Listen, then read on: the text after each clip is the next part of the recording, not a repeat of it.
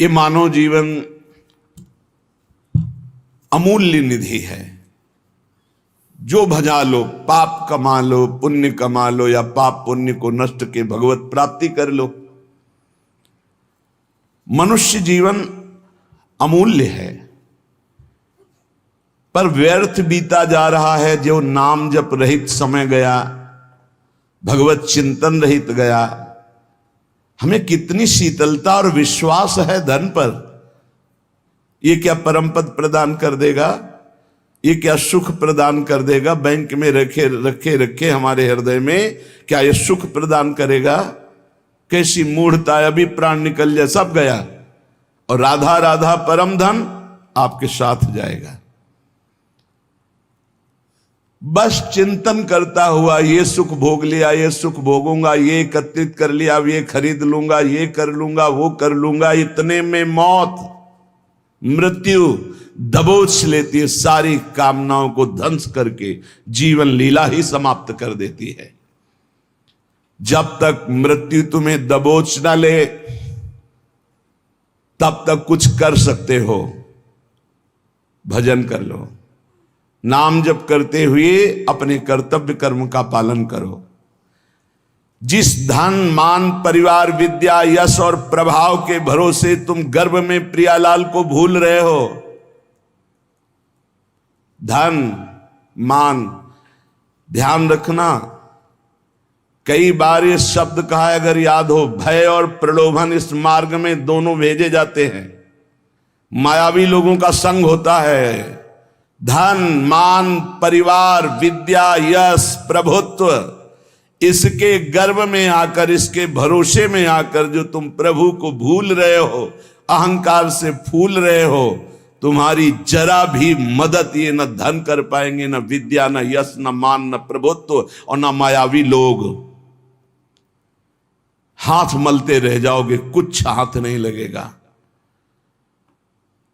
जब प्राण निकलने का समय आता है तो जीवन में जो किया वही सामने नाचता है और वही तुम्हारे अगले जन्म का हिसाब बन जाता है। नेत्रों के सामने छा जाएगा वही दृश्य जो तुम्हारी दुर्गति होनी है। अगर भजन किए हो तो भगवान कहते अंतिम समय मैं उसकी स्मृति बनता हूं। यही तो भरोसा आनंद दे रहा है कि हमसे चूक हुई तो आपसे चूक नहीं होगी, आप हमारी स्मृति बन जाओगे। हाय, इतना सुंदर अवसर और इतनी मलिन आश्रय वृत्ति, धन विद्या रूप महत्व कुल परिवार व्यवहार, ये तुम्हारे किसी काम में नहीं आएंगे। अभी बात मान लो, किसी काम में नहीं आएंगे। ना तुम्हारी कभी सहायता कर पाएंगे और ना ये तुम्हें सुख प्रदान कर सकते हैं जिनका तुम भरोसा लिए हो। पद का, धन का, प्रतिष्ठा का, व्यवहार का, परिवार का, पक्का। ये उस समय समझोगे जिस समय तुम समझ पाकर कुछ कर नहीं सकते। मन पछतई है अवसर बीते, दुर्लभ देह पाए हरिपद भज, करम वचन अरु जीते। भगवत कृपा मूर्तिमान मनुष्य शरीर प्राप्त होना। आंख ठीक है, कान ठीक है, नाक ठीक है, जबान ठीक है, सब स्वस्थ हो, बड़ी कृपा भगवान की। अब हमको भगवान की कृपा से सत्संग भी मिल गया। अब हमको पता भी है कि सत्य वस्तु क्या है, असत्य क्या है। वैसे सत्य वस्तु वो क्या है और असत्य क्या है तो गांव गली में भी लोग जानते हैं। जब किसी का शरीर छूटता है ना, माथे पे या कांधे पे 100 रखे होते हैं। गांव से दूर यात्रा में 2 आदमी माथे पे रखते हैं, एक आगे एक पीछे। नजदीक यात्रा में 4 आदमी कांधे पे ले लेते हैं और उस समय गान करते हैं, राम नाम सत्य है। पता है उनको सत्य क्या है, पर गीत केवल गाते हैं, चित्त में नहीं एक बार भी उनके कि हम क्या बोल रहे हैं। अंतिम जीवन लीला का अंतिम फल राम नाम सत्य है। तो अब जीवन भर लग जाओ हर कार्य करते हुए जबान से भगवान का नाम रटना, क्योंकि आज से तुम्हें पता चला कि जिस शरीर को ये बहुत अपना मान रहा था आज उसे फूंका जाएगा, वो नष्ट हो जाएगा। सत्य है तो भगवान का नाम, लेकिन वो केवल गाने में आता है। वो गीत केवल अंतिम समय, शरीर छूटने के समय कि चलो सत्य वस्तु का ज्ञान करा दे कि राम नाम सत्य है, भगवान नाम सत्य है। दुर्लभ देह पाए हरिपद भज, करम बचन और जीते, मन पछतई है अवसर बीते। अब पछताए का बने जब चिड़िया चुन गई खेत। काल रूपी चिड़िया जीवन रूपी खेत के श्वास रूपी दाने चुन गई, अब क्या बचा। इसलिए सावधान हो जाओ, अपने मनुष्य शरीर को संभालो। तुम्हारा मनुष्यपना इसी बात में है कि इसी जन्म में तुम ब्रह्मबोध या भगवत प्राप्ति कर लो। अनंत जन्मों के भटकन को मिटा दो, नहीं भटकते ही रहोगे, कोई रास्ता नहीं है आगे। अभी समझ में नहीं आ रहा, प्रमादवश अभी लग रहा है मैं मनुष्य हूं, जवान हूं, खूब धन है, मैं भोग लूं। लेकिन शरीर छूटते ही ये मानो दे, फिर तुम परवश हो जाओगे। पशु पक्षी नाना प्रकार की योनियों में तुम्हारी बिल्कुल स्वतंत्रता नहीं रहेगी कि तुम कोई नवीन कर्म कर लो। भगवान की जब अहेतुकी कृपा होती है तब संत मिलते हैं। जिसके जीवन में संत का प्रवेश हुआ, समझो हमारे ऊपर अहेतुकी कृपा श्री हरि की है। अब मोहि भा भरोस हनुमंता, बिनु हरि कृपा मिले नहीं संता। तो जब संत मिले तो उनकी आज्ञा पालन करो, उनके बतलाए रास्ते पर विचार करने की जरूरत नहीं है। संसार के दोस्त मित्र मायावी व्यवहारी, इनसे बात करने पर इनकी बात पर विचार करो। बिना विचारे जे करें ते पाछे पछताएं, काम बिगाड़ो आपनो जग में होत हंसाए। पर जब संत सदगुरु बात करें तत्काल उनकी आज्ञा के पालन में तत्पर हो जाओ। बिना ही विचार करी शुभ जानी, वहां विचार की गुंजाइश नहीं है। याद रखो, मनमानी आचरण करोगे तो जीवन असफल हो जाएगा, और संत आज्ञा में रहोगे तो जीवन सफल हो जाएगा। तुम्हारे ऊपर भगवान की अहेतुकी कृपा की वर्षा हुई। मनुष्य शरीर, संत समागम, भजन पद्धति का तुम्हें ज्ञान हो रहा है। तुम्हारे सारे पाप संताप जल जाएंगे। तुम्हारा हृदय आनंद और शांति के सुख में डूबने लगेगा। तुम भगवत प्रेम की धारा में डूबकर परमानंद को प्राप्त करोगे। परंतु याद रहे, केवल नकल की हम बात नहीं कह रहे, हम असल बात कर रहे हैं। आज लोग केवल बाहरी बातों पर ध्यान देते हैं, आंतरिक वृत्ति पर नहीं ध्यान देते। आप जितना फैलाओगे आपका चिंतन फैलता समा जाएगा। समिटे सो आशिक, फैले सो जमाना। बात मान लो, समिट जाओ। जितना समिट जाओगे उतना जीवन मुक्त होते चले जाओगे। जितना फैलते चले जाओगे उतना फंसते चले जाओगे। तुम्हें नहीं दिखाई दे रहा, तुम्हें लाभ दिखाई दे रहा है, हमें हानि दिखाई दे रही। अपने माने हुए लाभ का त्याग करके संत और गुरुजनों की मानी हुई वृत्ति पर हमें अपनी वृत्ति बैठालनी है। जो लोग संतों के प्रति आकर्षित होते हैं, आकर्षण, एक माया का आकर्षण, एक स्त्री पुरुष का आकर्षण, एक खान पान का आकर्षण, एक नाना प्रकार के पद प्रतिष्ठा का आकर्षण, पर जो संतों पर आकर्षित करते हैं वो भगवान के बड़े कृपा पात्र जन होते हैं, जो संतों से आकर्षित है। जैसे संसार में किए हुए आकर्षण आसक्ति दुर्गति का कारण है, पर वही आकर्षण आसक्ति यदि संत महापुरुषों से हो जाए तो मोक्ष का खुला हुआ द्वार भगवान कपिल देव जी कहते हैं।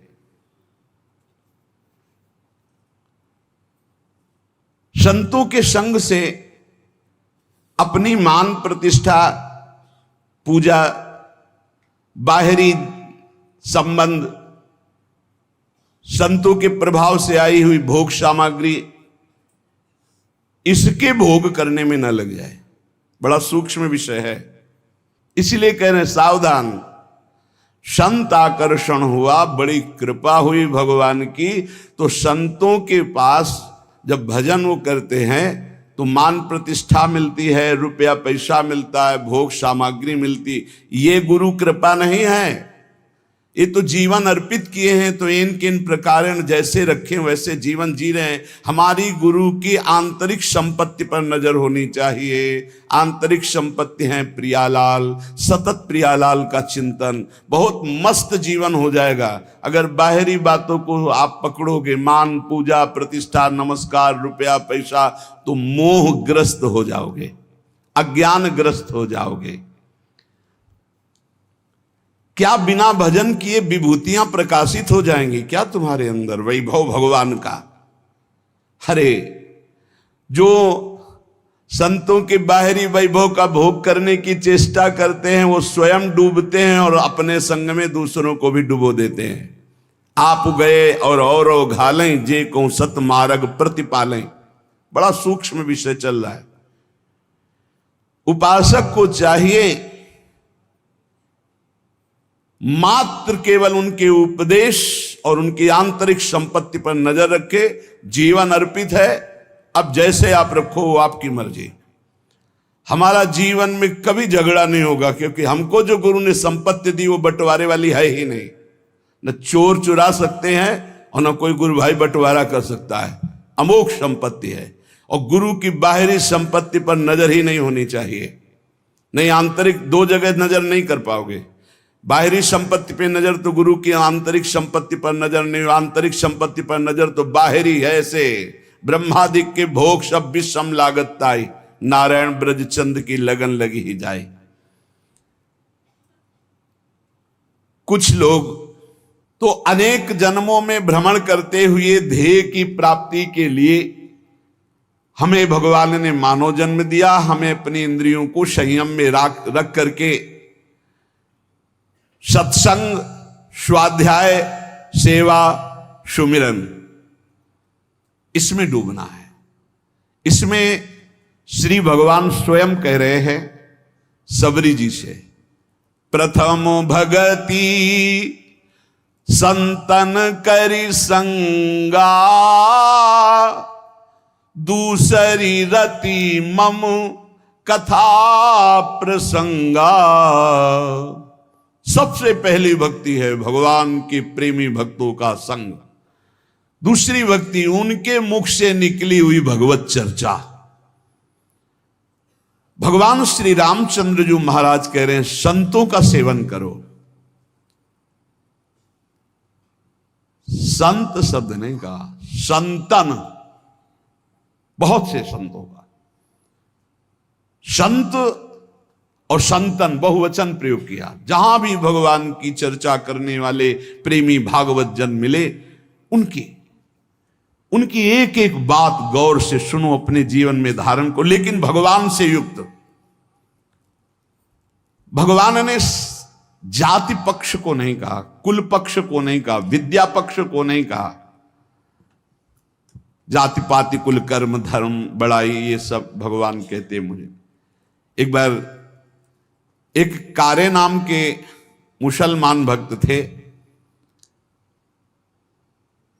उनको स्वप्न में भगवान श्री कृष्ण ने एकदम, तो सब भूल गए और बस भगवान श्री कृष्ण के आशिक हो गए। उनको भक्तजन कारे ही कहने लगे, श्याम सुंदर के नाते से कारे ही। वो बड़े महान, हर समय केवल कृष्ण कृष्ण कृष्ण और उसमें डूबे रहते हैं।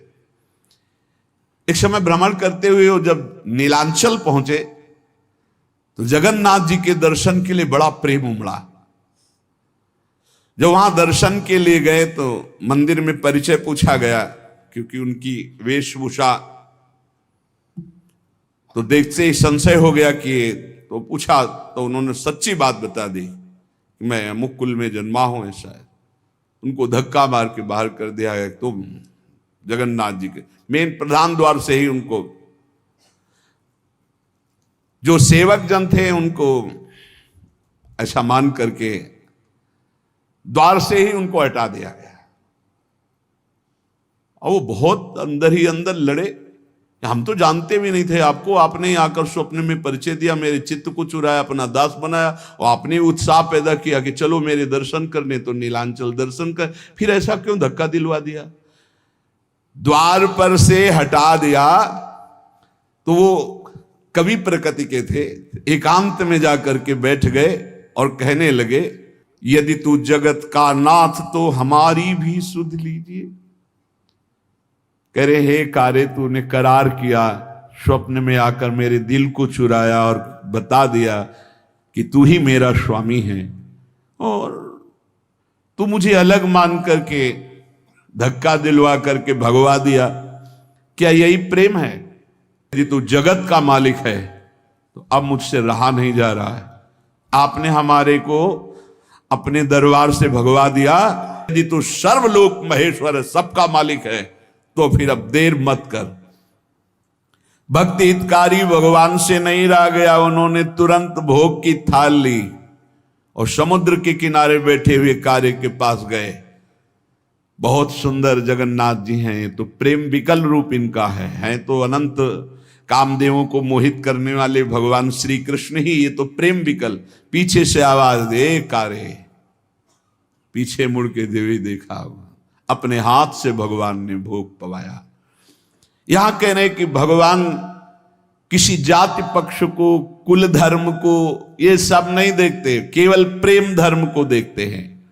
इसलिए किसी भी मत का कोई भी भक्त हो, कभी किसी भक्त का अपमान किसी जाति पक्ष या किसी धर्म पक्ष को लेकर नहीं करना चाहिए। जब कोई श्री भगवान के मार्ग में चलता है तो सिर्फ श्री भगवान का होता है, ये बात मानना चाहिए। हरि का भजे सो हरि का होए, जाति पाति पूछे नहीं कोई, ये भक्ति सिद्धांत की बात है। अहो वत्स पचतो गरीयान यज्जिभ्यागे वर्तते नाम तुभ्यम।